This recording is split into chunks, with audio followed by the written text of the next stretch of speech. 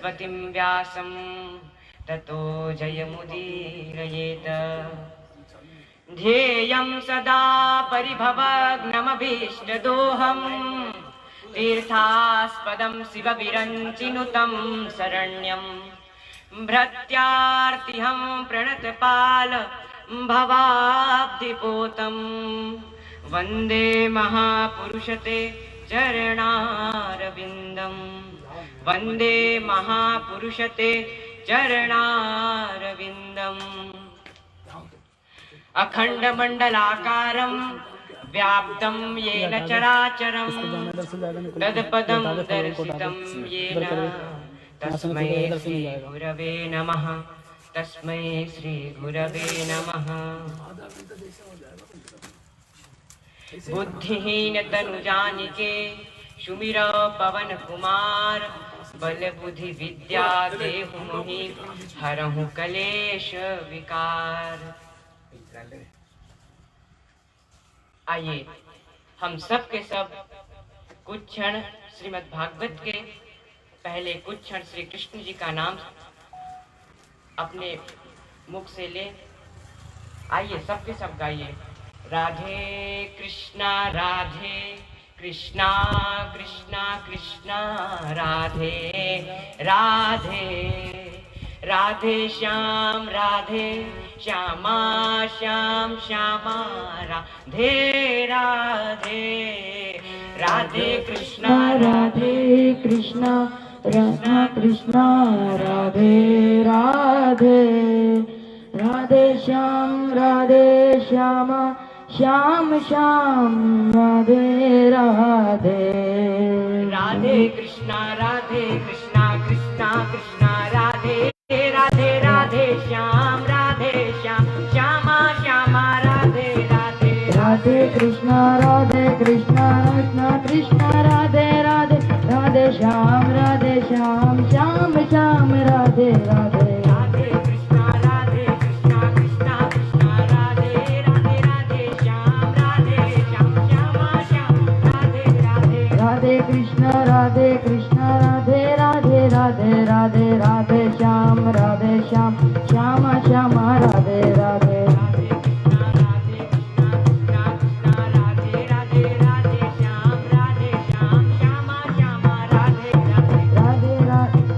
कृष्णा राधे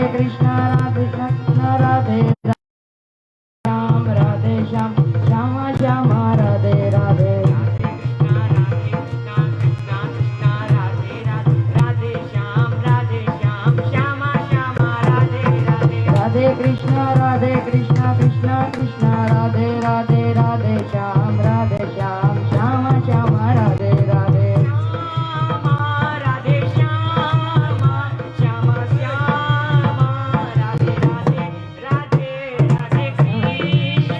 राधे कृष्णा कृष्णा कृष्णा राधे। व्यास जी से श्रोताओंगण पूछे कि क्या हम यह मूर्ति या भगवान की मूर्ति भी असत्य है क्या? तो बोले जो नाशवान वस्तु है वो सब असत्य है। मतलब इस प्रलयकालीन समुद्र में सब डूब जाएगा और डूबने के बाद सबका नाश हो जाएगा और जो नाशवान वस्तु है वह क्या है? असत्य है। सच्चिदानंद रूपाय। इन नेत्रों के आगे दिखने वाली सारी सृष्टि असत्य है। आगे चित्त का वर्णन कहा गया। चित्त का अर्थ क्या होता है? चित्त अर्थात चैतन्य स्वरूप परमात्मा।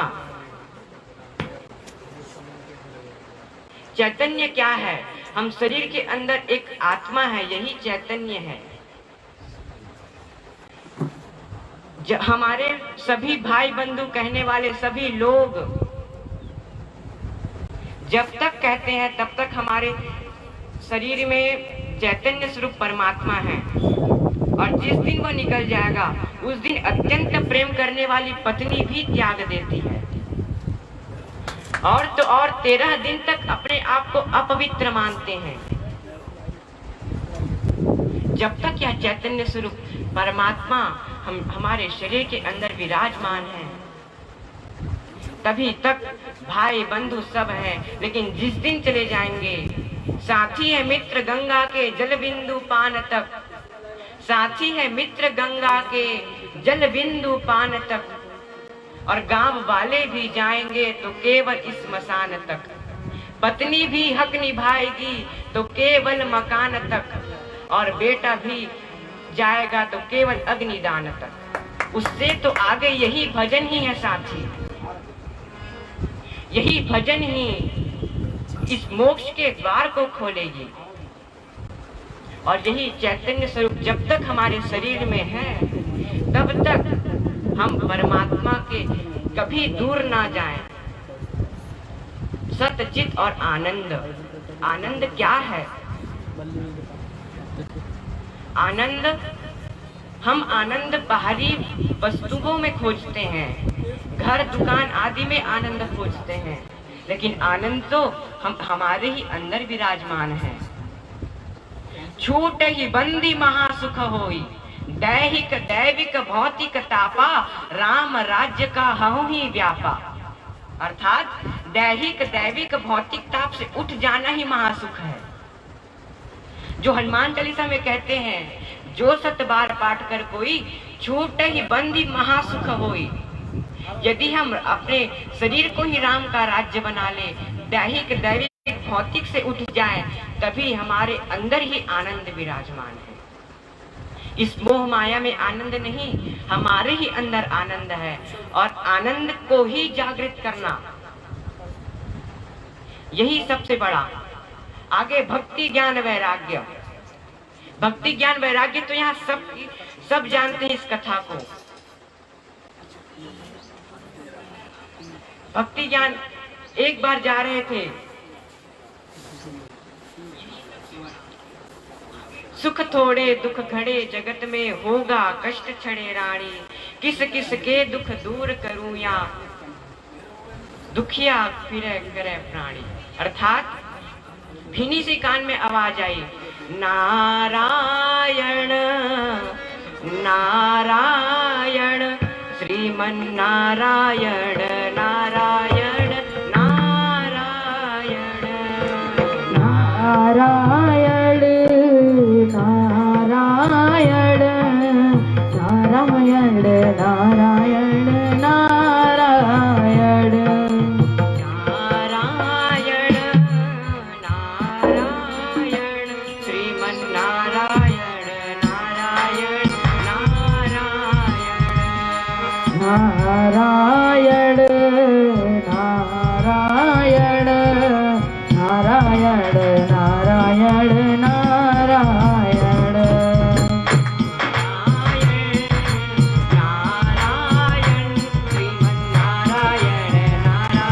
नारायण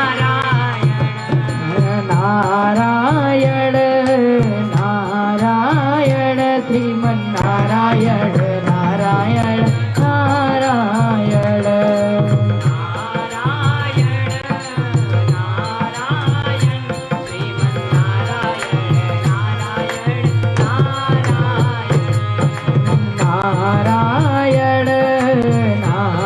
श्रीमन नारायण नारायण नारायण श्रीमन नारायण नारायण नारायण नारायण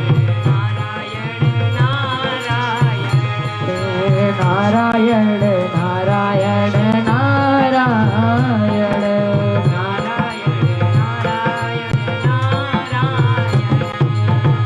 नारायण नारायण नारायण नारायण नारायण नारायण। भीनी सी आवाज कान में पड़ी, भो भो साधु चरण तिष्ठ। ए बाबा रुक तो जाइए। नारद जी पीछे मुड़ करके देखते हैं, त्वम कोसी, मैं अहम भक्ति रीति ख्याता, मैं भक्ति हूँ महाराज। और ईमो में तनियो गतो, ये दोनों जो मेरे अगल बगल विराजमान है ना, ये मेरे पुत्र हैं। नारद जी कहते हैं, अहो विचित्रम तव राम चेष्टितम। ये विचित्र, तुम 16 साल की और तुम्हारे जो 2 पुत्र हैं वह 90 वर्ष के, ऐसा कैसे हो सकता है? तो भक्ति ने अपने पूरा परिचय देती है। बंधुओं, कर्म, भक्ति और ज्ञान, ये 3 चीज की बातें श्रीमद् भगवद गीता में इन्हीं 3 चीज कूट कूट कर भरी है। क्या, कौन कौन से? देखना, यह इसके परिभाषा है। कर्म का प्रकाश शरीर से होता है, ज्ञान का प्रकाश बुद्धि से होता है और भक्ति का प्रकाश हृदय से होता है। कर्म फिजिकल एंटिटी है, ज्ञान इंटेलेक्चुअल एंटिटी है और भक्ति इमोशनल एंटिटी है। कर्म की जरूरत, यदि कोई मनुष्य कहे मुझे कर्म की जरूरत है, ज्ञान और भक्ति की जरूरत नहीं है, ऐसा वो भी अधूरा है।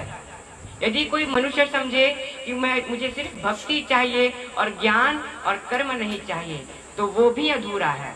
और इन तीनों का होना बहुत आवश्यक है। मानो कि लोहे से जंग निकालना।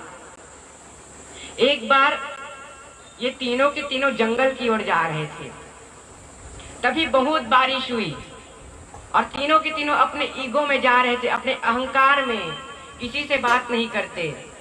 ज्ञानी व्यक्ति अपने को ज्ञानी समझता और उन दोनों को तुच्छ समझता कि भक्ति वाला तो सिर्फ रुदन करता है, सिर्फ मंदिर में जा कर के बैठा रहता है, हमारे से ज्ञान की बात तो नहीं करता ना, तो मैं ज्ञानी हूँ। कर्म का व्यक्ति अपने आप को बड़ा समझता, लेकिन भक्ति सब पर दया करती, क्योंकि वे जानती है कि ये दोनों ही मेरे पुत्र हैं, ये सब मेरे पुत्र हैं।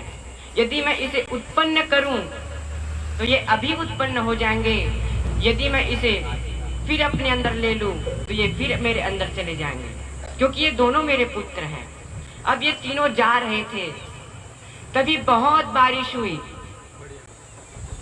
अब दोनों के दोनों ज्ञान और कर्म योगी दोनों भक्ति योगी के शरण में गए कि आप कहीं मंदिर ढूंढिए, तो भक्ति योगी व्यापार में भी मंदिर खोज लेता है और कर्मयोगी मंदिर में भी मंदिर में भी व्यापार खोज लेता है और ज्ञानी व्यक्ति व्यापार में भी ज्ञान खोज लेता है।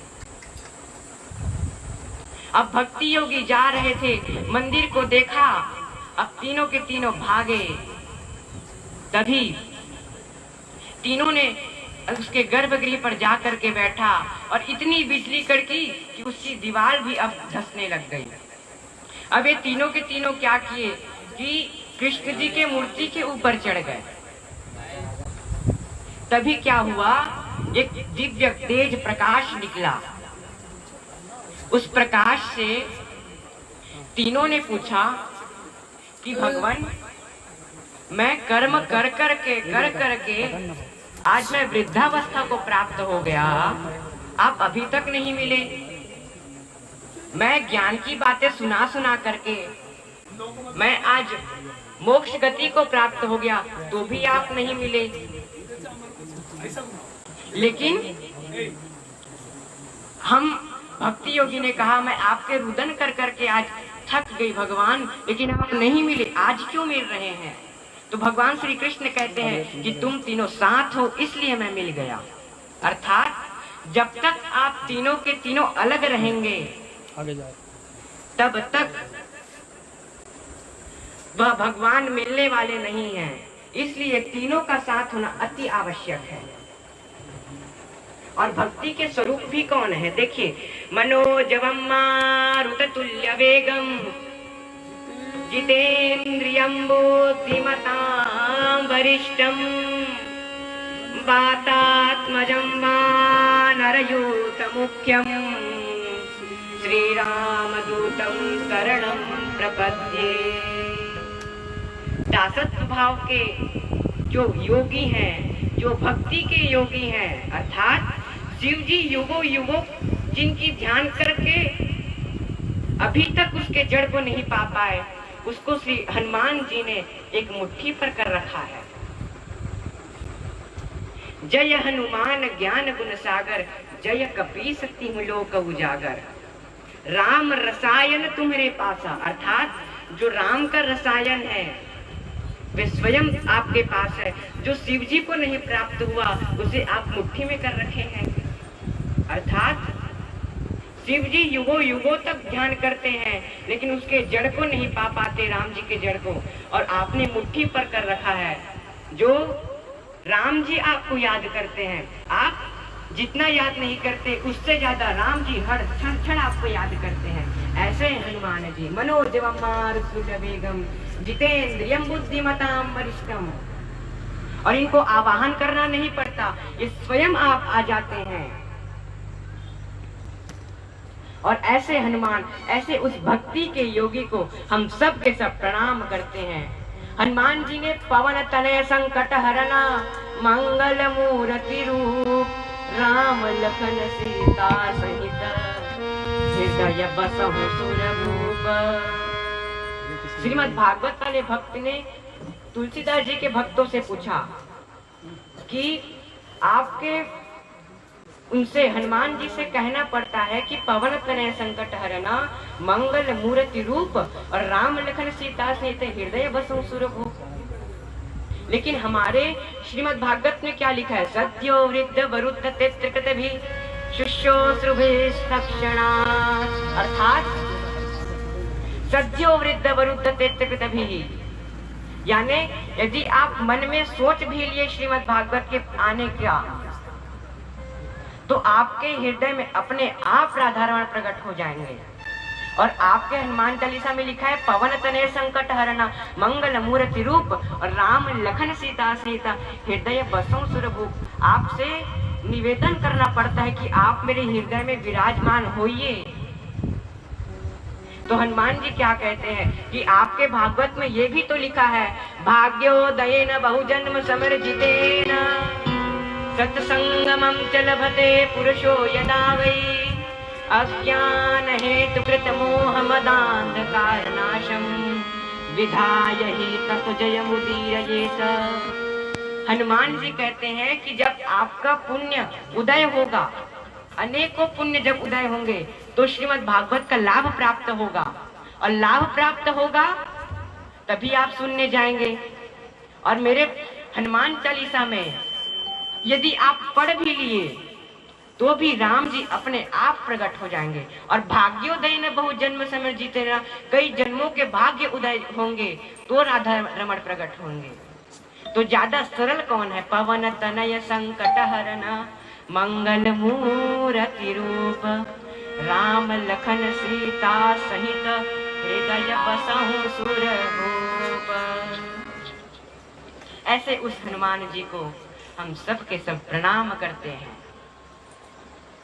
आगे ज्ञान भक्ति वैराग्य, नारद जी ने खूब उपनिषद का ज्ञान दिया, खूब वेद का ज्ञान दिया, लेकिन तब भी वे नौजवान तो होते, लेकिन जैसे ही अपना विराम देते अपने कंठ को, वैसे ही वे फिर 90 वर्ष के हो जाते। अब वह वैराग्य, ज्ञान और वैराग्य दोनों के दोनों आज बुढ़े पड़े थे। तभी नारद जी, भगवान नारद जी जा रहे थे कि कहाँ? बद्रीनाथ की ओर। और जाते जाते सौनकादिक ऋषियों से भेंट हो गई। और सौनकादिक ऋषि से कहते हैं कि प्रभु, मैं आज बड़ी ही चिंता पे पड़ा हुआ हूं कि मुझे मैं इतने वेद सुना लिया, मैंने इतने उपनिषद सुना लिए, सब कुछ सुना लिया, लेकिन वे तब भी क्यों नहीं हो रहे? सारी बात बताई तो शौनकादिक ऋषि कहते हैं कि श्रीमद् भागवत सुनाओ। निगम कल्पतरोल गलितम फलम सुख मुखात अमृतद्रव संयुतम पिबत भागवतम रसमालयम मुहुरहु रसिका भुवि भावुका। अर्थात निगम वेद का पका हुआ फल है श्रीमद् भागवत। जब तक पेड़ नहीं होगा तब तक फल नहीं होगा। वेद भी सुना लिया वो भी अच्छा है, लेकिन वेद में फल भी होना जरूरी है। तो वो फल क्या है? श्रीमद् भागवत। तभी श्री हरिद्वार के क्षेत्र में सबके सब सौनकादिक ऋषि जाकर के 88,000 ऋषिश्वर कई युगों युगों तक आ गए महाराज। वहां तो कई युग युग तक उस कथा को सुनने के लिए बैठे थे। ये कथा सुनता कौन है? हम मनुष्य के अंदर 4 चीजें होती है जो कथा सुन सकती है। कौन कौन सी? बुद्धि, आत्मा, मन, शरीर अर्थात कान। यह कान भी कथा नहीं सुनती। कथा सुनता कौन है? यह कान कथा नहीं सुनती, यह शरीर कथा नहीं सुनता। और 4 युग भी होते हैं, सतयुग, त्रेता, द्वापर और कलयुग। सतयुग में सत्संग केवल एक बार होता था, द्वापर में 1 से 10 हुए, और त्रेता में 10 से 100, और उसके बाद कलयुग में 100 से असंख्य होने लग गए। क्यों? क्योंकि किसी वस्तु का अंत आ जाता है तो उस वस्तु को व्यापारी व्यक्ति थोड़ी ही रेट में दे देता है। यह सत्संग का पहले बहुत लाभ था, उसके बाद धीरे धीरे जिस प्रकार से दीपावली को पटाखा लेने जाएंगे, यदि दीपावली के बाद पटाखा लेने जाएंगे तो वही वस्तु आपको कम रेट में मिल जाएगी क्योंकि उसका अंत आ गया। उसी प्रकार से श्रीमद् भागवत भी है। ये हमारे मनुष्य के अंदर 4 चीजें होती है। कौन कौन सी? यह बुद्धि, बुद्ध धातु से बनती है, धातु से। जो स्वयं ज्ञानवान है, जो स्वयं बुद्धिमान है, उससे बुद्धि देने से क्या मतलब? एक पागल व्यक्ति भी जानता है कि मुझे 2 टाइम भोजन करना है, रात को सो जाना है। और तो और जो बच्चा 5 मिनट जन्म लेता है, जिसे 5 मिनट हो जाते हैं जन्म लेने, उसे भी रोना आता है। उसको भी पता है कि किस प्रकार से मेरी भूख मिटेगी। तो ये ज्ञानवान वस्तु को ये श्रीमद् भागवत सुना करके क्या करेंगे? तो एक ज्ञानी व्यक्ति को भी नहीं सुनाई जाती है भागवत, तो आत्मा को सुनाई जाती होगी। गीता में स्वयं कहते हैं कि यह नैनम चिंदन्ति सहस्त्राणि नैनम दहति पावकः। इस आत्मा का कुछ पता ही नहीं है कि ये कहाँ जाती है, कहाँ मरती है, कहाँ इसका नाश होता है। तो इसका सुनाने से क्या मतलब? तो कथा सुनता कौन है? तो कथा कौन सुनता है? यह मन ही कथा सुनता है। सिर्फ कथा ही नहीं, वेद, पुराण, उपनिषद आदि सभी ग्रंथों को यह मन ही कथा सुनता है। और दैहिक दैविक भौतिक तापा राम राज्य कहाँ हुई व्यापा। ये राम का राज्य कहाँ है? ये राम का राज्य, अपने मन को राम बना लो और अपने हृदय को राम का सिंहासन बना लो, तब आपका शरीर राम का राज्य हो जाएगा। और छूट ही बंदी महासुख होई, और महासुख में यानी आनंद में फिर आप जीना प्रारंभ हो जाएगा। जब तक इस मोह माया में पड़े रहेंगे तब तक चिंता की वृद्धि और चिंतन का नाश होना प्रारंभ हो जाएगा। और जिस दिन इस मोह माया से हट जाएंगे उस दिन चिंतन का प्रारंभ होना, चिंतन का बढ़ना हो जाएगा और चिंता का नष्ट हो जाएगा। उसी प्रकार से इस मोह माया से हट करके सभी ऋषिश्वर अपने उतने ऊंचे पहुंच करके, अपने बद्रीनाथ तक पहुंच करके, जो ऋषि हिमालय में की चोटी पर पहुंच गए हैं, उसे सौनकादिक ऋषि थोड़ा नीचे बुला रहे हैं, क्योंकि हम मानव, हम मनुष्य उतने दूर नहीं जा सकते, तो उनको नीचे आना पड़ेगा और हम मानव को थोड़ा ऊपर आना पड़ेगा। तो यह बीच का स्थान कौन सा है? यही हरिद्वार का क्षेत्र है। और इसी हरिद्वार में सौनकादिक ऋषि एक कथा सुनाते तो एक बैठ करके सुनते। अब क्या हुआ, अब कथा सुना रहे थे, तभी शंकर जी और पार्वती जा रहे थे। शंकर जी दूर से प्रणाम किए। अब पार्वती जी कही कि शंकर जी आप इतने बड़े और ये 4 संतों को देख करके आप प्रणाम क्यों कर रहे हैं? तो शंकर जी ने कहा कि ये संत ही नहीं, भक्त बड़े भगवान नहीं, यह वेद पुराण कहा करते, और अब भक्तों को परवाह नहीं और उनका वार सहा करते। अर्थात हम मनुष्यों को, हम भक्तों को परवाह नहीं है, उन हमारे उस भगवान को हमारी सबसे ज्यादा परवाह है। जब श्री कृष्ण ने अपने श्री कृष्ण, अपने जो सौगंध था श्री कृष्ण का कि मैं महाभारत के युद्ध में नहीं उठाऊंगा तलवार, लेकिन अपने भक्त के कारण उसे भी त्याग देते हैं, क्योंकि भक्त बड़े हैं, भगवान नहीं, ऐसा वेद पुराण कहा करते। और भक्तों को परवाह नहीं, और भगवान उसकी सभी चिंताओं को मिटा करके उनको स्वयं अपने आप विराजमान कर देते हैं, परब्रह्म परमात्मा।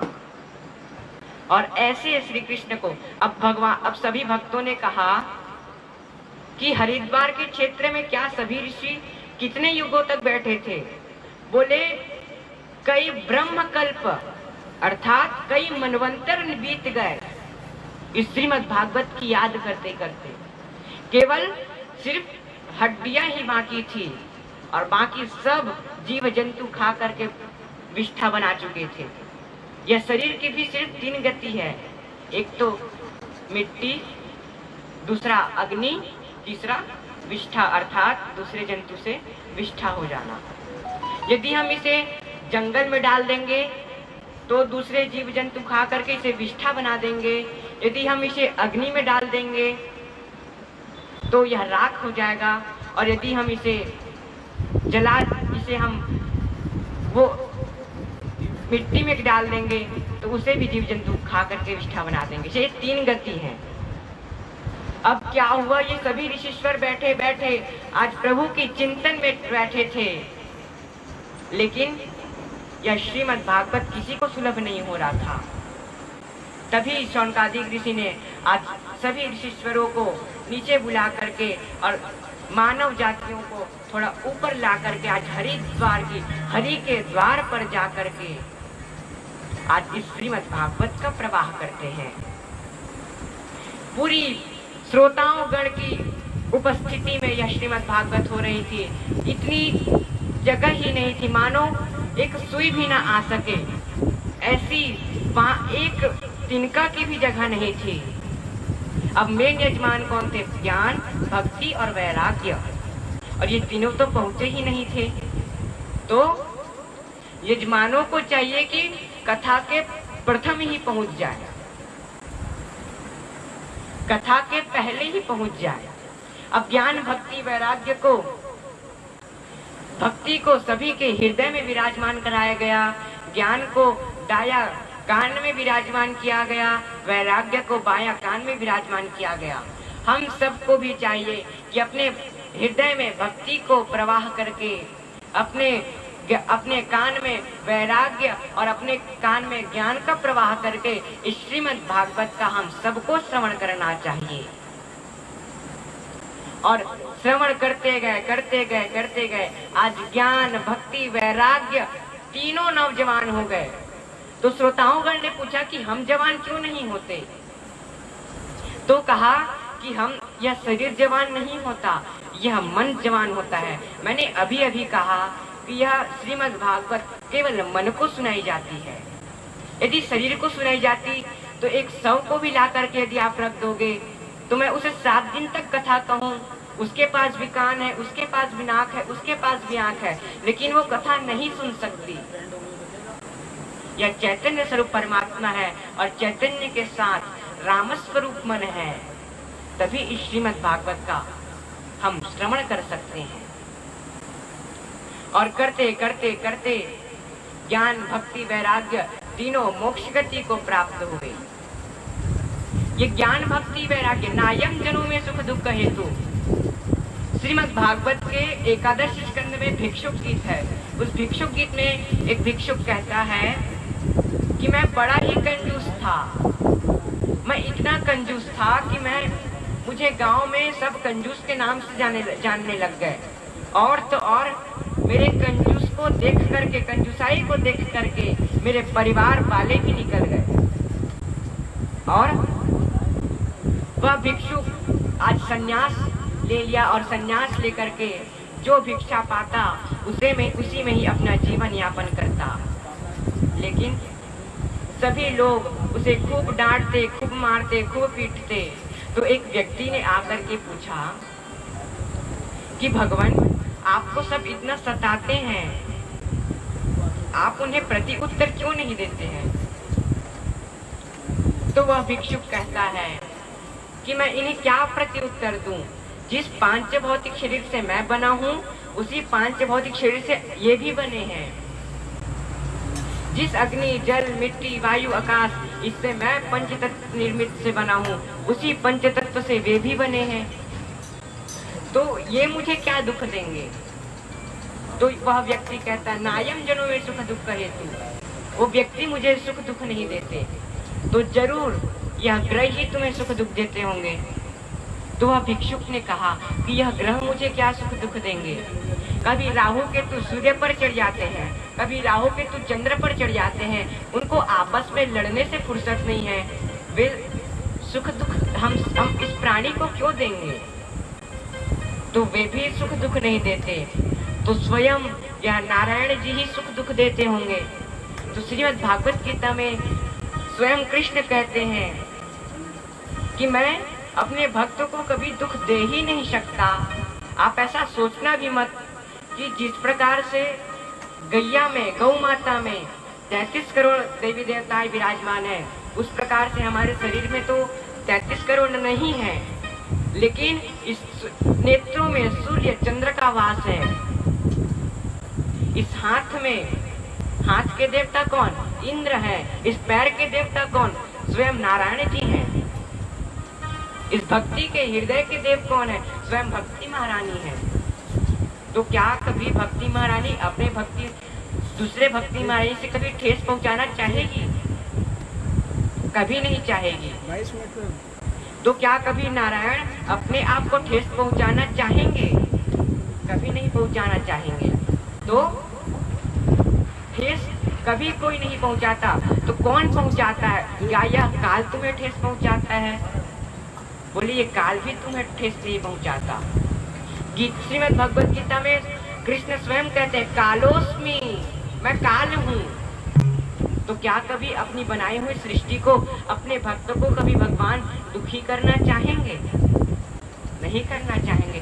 तो ये मुझे कष्ट नहीं देते, तो कौन है? मनः परमं कारणम मामनन्ति संसार चलत्रं नवेत्। यह मन ही सुख का कारण है, यह मन ही दुख का कारण है।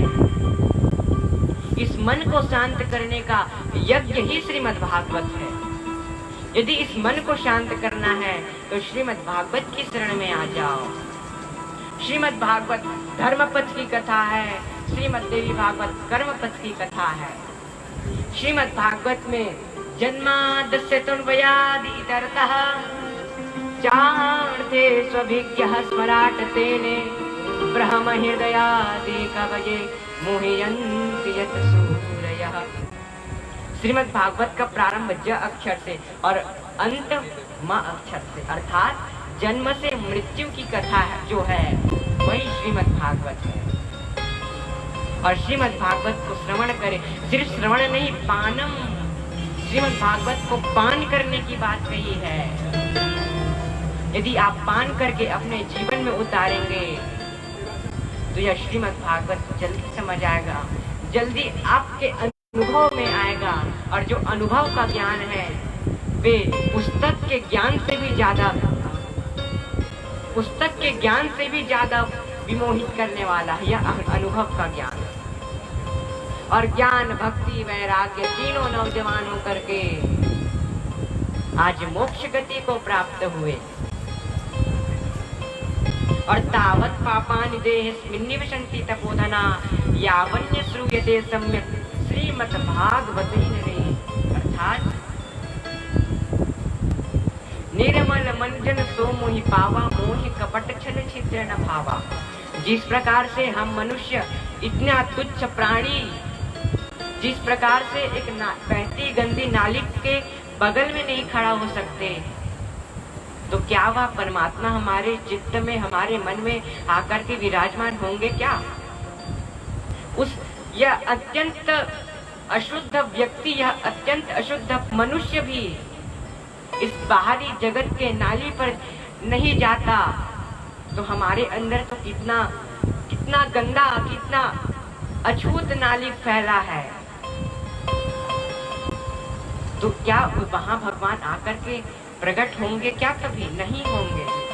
तो निर्मल मन जन सो मोहि पावा, अर्थात निर्मल मन, निर्मल सिर्फ अपने मन को ही निर्मल बना लो।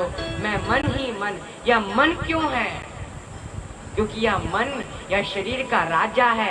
यह मन इस शरीर का शिरोमणि है। आपका शरीर जितना भी कहे कि अब मैं थक गया, लेकिन आपका मन कभी नहीं थकता। आपका आत्मा कह रहा है कि इस काम को मत कर, लेकिन मन बार बार सताता है कि इसी को कर।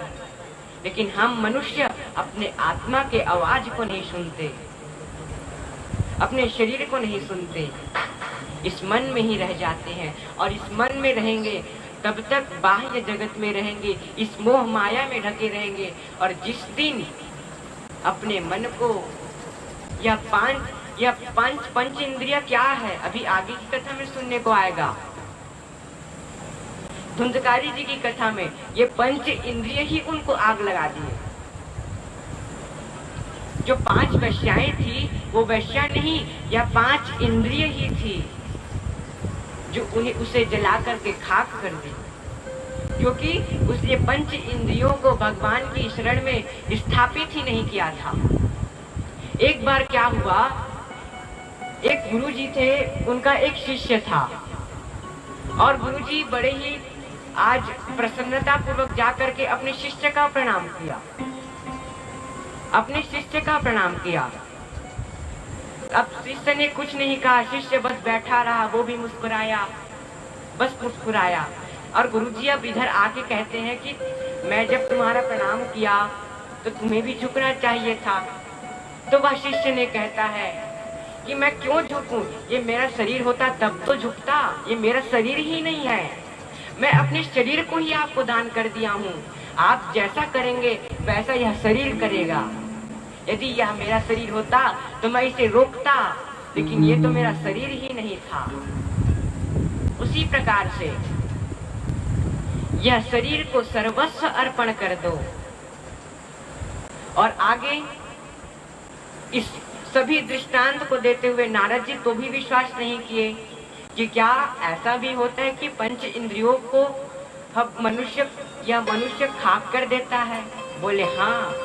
तो दृष्टांत देते हैं कि एक गांव में एक बड़ा ही सुंदर ब्राह्मण रहता था। उसे उस गांव के लोग दूसरा सूर्य कहते थे। कौन था वो आत्मदेव था। आत्मदेव की कथा एक और है। एक आत्मदेव की तरह एक दयावान पुरुष था, और एक उस धुंधली की तरह उसकी पत्नी थी। अब 4 दंडी स्वामी उसके यहाँ आए, तभी वह आत्मदेव की तरह वह दयावान पुरुष कहा, आइए प्रभु, आपका स्वागत है हमारे गांव में। आइए, हमारा कई जन्मों का भाग्य उदय हुआ जो आपके दर्शन हुए। अब चारों संत उनकी उदारता को देख करके आज उसके घर पर पहुंचे। ठीक उसी दिन राशन भी खत्म हो चुका था। अब उसकी पत्नी ने भेज दिया राशन लेने। अब 4 संत वहां भजन कीर्तन करते बैठे रहे। अब उसकी जो पत्नी थी वे धान कूटा से धान कूट रही थी। तभी क्या हुआ, उनकी पत्नी ने खूब रोई। उसकी पत्नी बहुत गंभीर होकर के रोई कि आज भी मेरे नेत्रों के सामने 4 संतों की हत्या देखूंगी। अर्थात सभी संतों ने सुना कि क्या हुआ पुत्री, संतों का हृदय घी की तरह होता है जो एक क्षण में पिघल जाता है। तो क्या हुआ पुत्री, वे जाकर के पूछते हैं। तो उसकी पत्नी ने कहा कि हे भगवान, आज मेरे ही सामने इन 4 संतों की हत्या मैं देखूंगी। बोले कैसे? बोले मेरे जो पति है ना, वे ऐसे ही आपके जैसे ही संतों को बड़ी उदारता से अपने घर ले आते हैं, और जो पीछे नदी दिख रही है ना, ये धान कुटा से उनके सिर को पटक पटक करके मार करके इसी पीछे नदी में फेंक देते हैं। अब मैं तो एक धर्मशील पत्नी हूँ, जो पति कहे उसी की आज्ञा का पालन करती हूँ। मैं तो रोकने का प्रयास करती हूँ, लेकिन वे रुकते ही नहीं। अब वे संत इस बात को सुनकर के दौड़ दौड़ से भगे, अपने अपने दंड उठाए और भगे। और तभी वह दयावान पुरुष आया और कहता है कि ये कहाँ गए मेरी देवी, या कहाँ गए? तो उनकी देवी ने कहा कि प्रभु, यह जो है ना, ये कह रहे थे कि मेरे धान कुठा के पिछले हिस्से को मुझे दिखाओ। अब मैं कैसे दिखाती? वे मेरे से उम्र में भी बड़े हैं, विद्वान भी हैं, अब मैं कैसे दिखाती? अब उसकी जो पति थे वे कहे कि लाओ मुझे दो, मैं दिखाता हूँ। अब वे भी दौड़े पीछे के लिए, देख लो संत, देख लो, ये पिछले के हिस्से को देख लो। लेकिन वह संत लोग सोचे कि उसकी पत्नी बहुत सही कह रही थी कि हमें नहीं जाना था, हम बहुत अच्छा किए जो आज उसके घर में नहीं गए। और वे पीछे के हिस्से को दिखाते दिखाते दौड़ भगा, रुक जाओ संत, रुक जाओ। लेकिन वे संत और भागे भागे भागे, ऐसी थी वह धुंधली। और आत्मदेव जी बड़े ही दयावान, दूसरे सूर्य को मानते थे वे। वहां के गांव के लोग, वही क्या वह पुरोहित कार्य करता था, वे आत्मदेव था। लेकिन कोई संतान नहीं थी, कोई संतान नहीं थी। तभी वे आत्मदेव जी संतान की विरह में आज आत्महत्या करने जा रहे थे। वैराग्य भी दो प्रकार के होते हैं, एक तो मरकट वैराग्य, एक तो सात्विक वैराग्य। मरकट वैराग्य अर्थात जो दो क्षण के होते हैं, जो पति और पत्नी के बीच में होता है।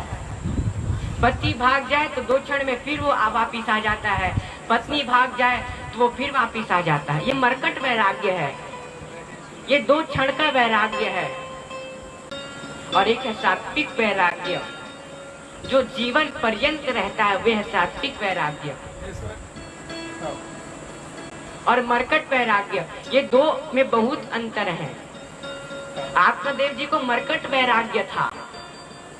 वे अपनी पुत्र के विरह में जा करके आज सामने की, अपने घर के सामने की तालाब में पानी पी रहे थे। अरे जब उनको वैराग्य हो ही गया था तो वे जाकर के कूद जाते उस तालाब में, लेकिन क्यों नहीं कूदे? जाकर के उस तालाब में कूद के समाधि ले लेना था जब उनको वैराग्य हो गया था। तो क्यों नहीं कूदे? वे जाकर के उसमें पानी पी रहे, क्योंकि उनको दो क्षण का वैराग्य था। अब वे जाते जाते तभी एक संत मिल गए और संत का आगमन हुआ। और संत बड़े ही दयावान थे। संत ने उसके रुदन को देख करके पूछा, क्या हुआ, तुम इतनी विरह पे क्यों हो आत्मदेव? तो आत्मदेव जी ने कहा कि प्रभु, मेरे को संतान दे दो,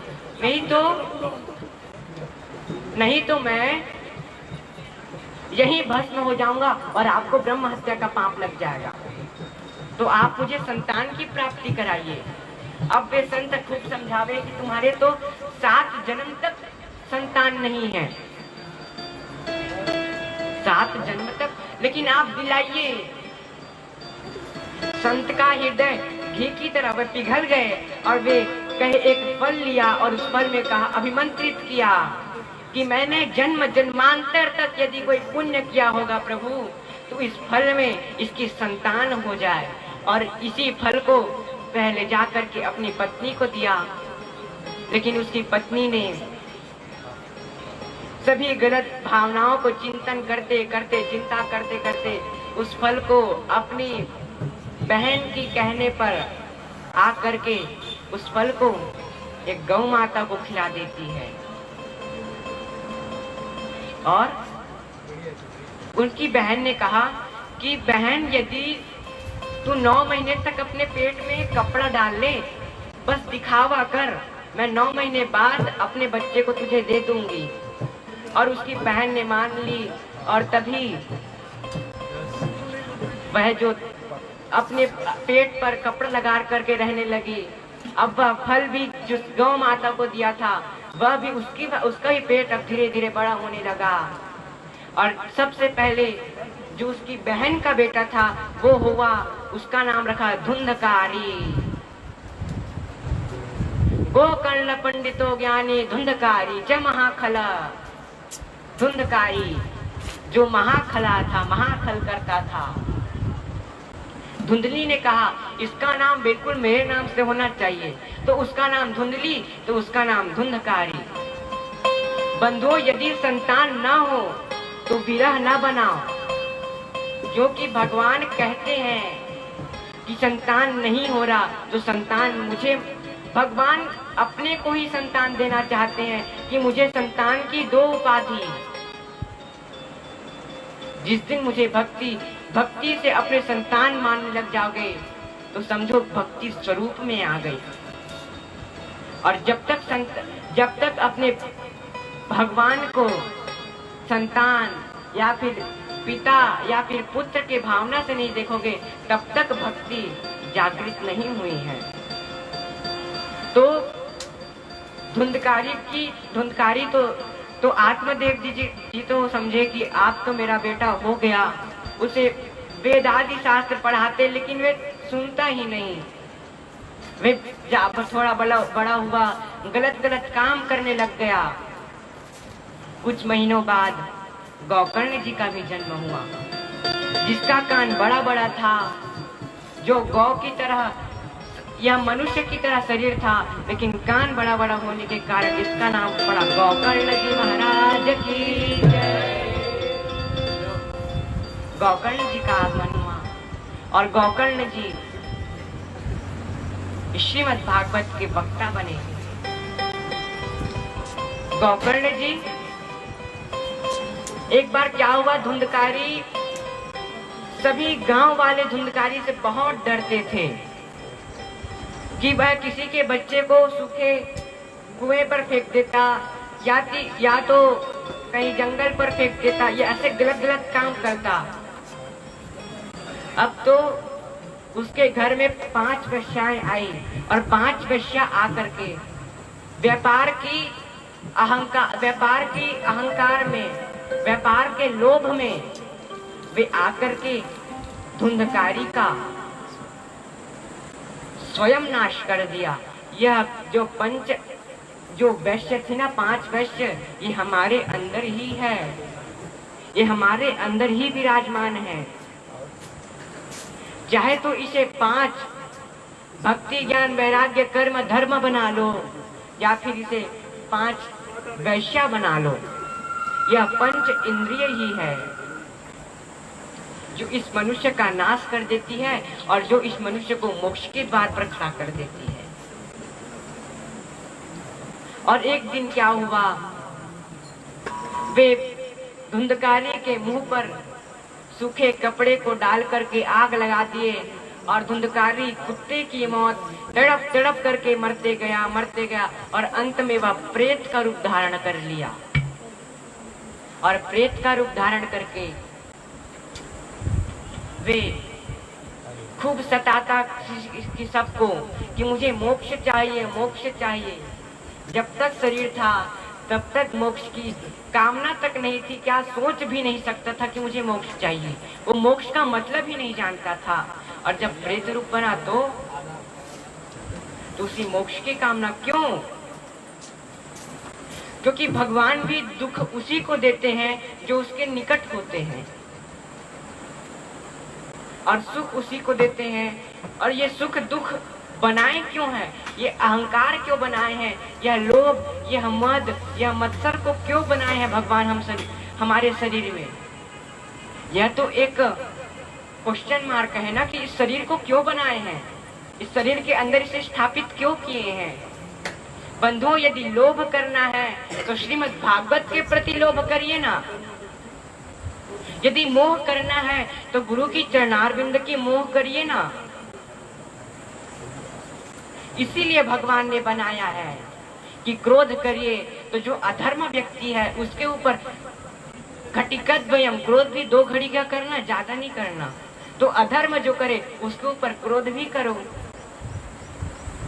तो भी पाप नहीं है।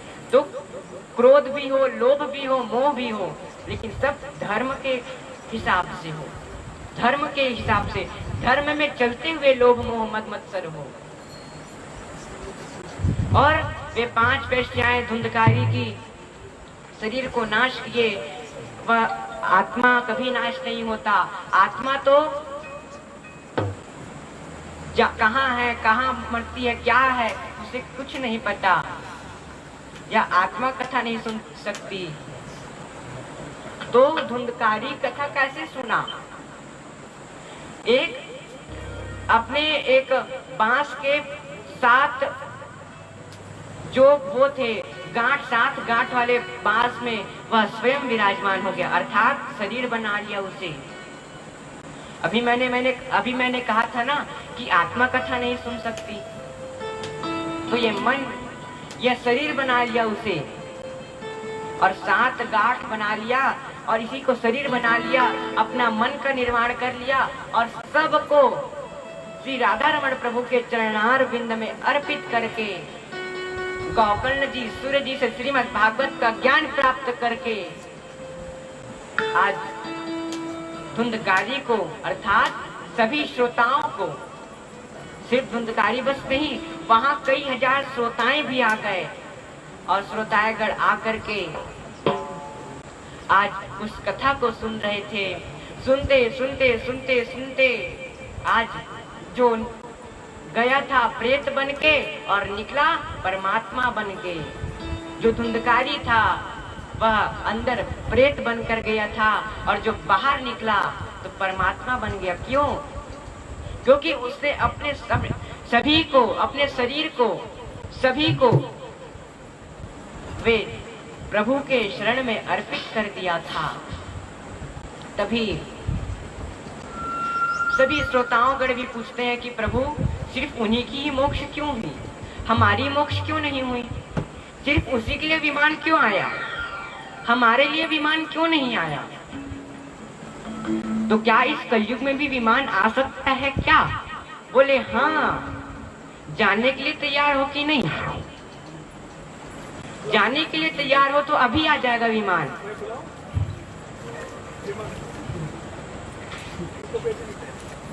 तो विमान अभी भी आ सकता है, लेकिन जाने के लिए तैयार। आप सभी श्रोताओंगण की जो मन था वह सभी, यह शरीर तो यहाँ विराजमान था, लेकिन मन सभी मोह माया में, मद मत्सर में डूबा हुआ था, इसलिए आपको मोक्ष की गति नहीं हुई। और धुंधकारी अपना साष्टांग अर्पित करके, सभी को अर्पित करके जो कथा सुना, और उसके लिए विमान आया, और उसी विमान में विराजमान होकर के आज धुंधकारी चला गया। और गोकर्ण जी एक बार और श्रोताओं को श्रीमद् भागवत का ज्ञान दिए, और सभी श्रोताओं के लिए दिव्य विमान आया, और उसी विमान में सभी के सभी विराजमान होकर के हरे कृष्णा रामा रामा रामा रामा कृष्णा कृष्णा कृष्णा कृष्णा कृष्णा रामा रामा आज संकीर्तन करते हुए आज सब के सब आज मोक्ष गति को प्राप्त हुए। तो आइए आरती के पूर्व हम सब के सब कुछ क्षण श्री कृष्ण नाम का संकीर्तन करें, फिर आरती की ओर चलेंगे। बोलिए वृंदावन बिहारी लाल की जय। गोविंद मेरो है, गोपाल मेरो है, गोविंद मेरो है, गोपाल मेरो है, गोविंद मेरो है, गोपाल मेरो है, गोविंद मेरो है, गोपाल मेरो है।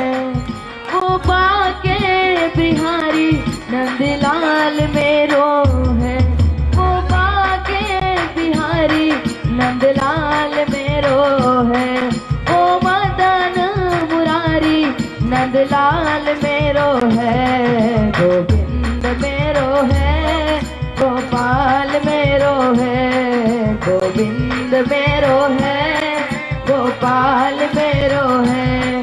वो रात रचाने वाले श्याम मेरो है, वो रास रचाने वाले श्याम मेरो है, वो गौवा चराने वाले ग्वाल मेरो है, वो गौवा चराने वाले ग्वाल मेरो है, गोविंद मेरो है, गोपाल मेरो है, गोविंद मेरो है, गोपाल मेरो है, गोविंद मेरो है, गोपाल मेरो है, गोविंद मेरो है, गोपाल मेरो है, वो रास रचाने वाले श्याम मेरो है, वो रास रचाने वाले श्याम मेरो है, वो रास रचाने वाले श्याम मेरो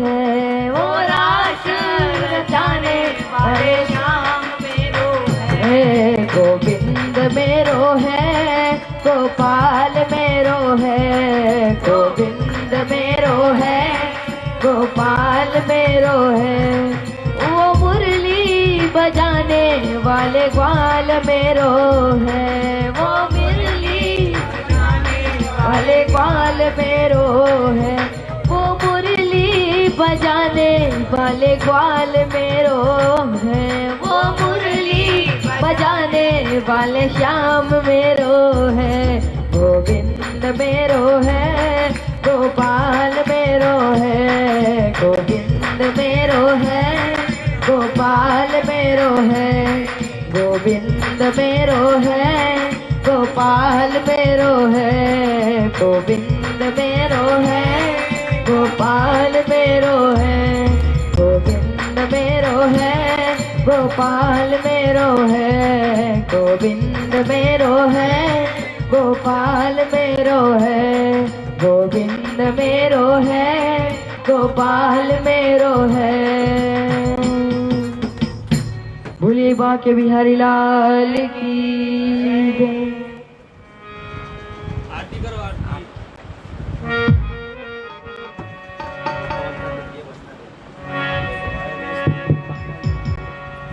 चलो प्रज्वलित करने में आरती।